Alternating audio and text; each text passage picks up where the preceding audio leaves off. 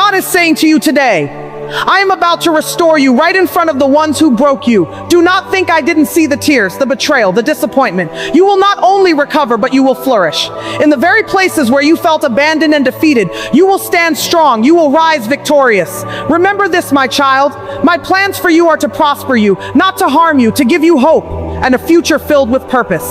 Let your heart rest in peace, for I am with you in every step of this journey. I am mending what was fractured, healing what was wounded, and breathing life into what seemed lost. Where you were once shattered, you will now shine like a beacon, a reflection of my love, a testimony of my strength.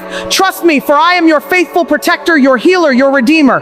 Do not dwell on the past or the pain it left behind. Lift your eyes to the horizon where my promises unfold. My grace is sufficient for you. Even in your weakest moments, you are being rebuilt, stronger, steadier, ready to help others walk the road you've overcome.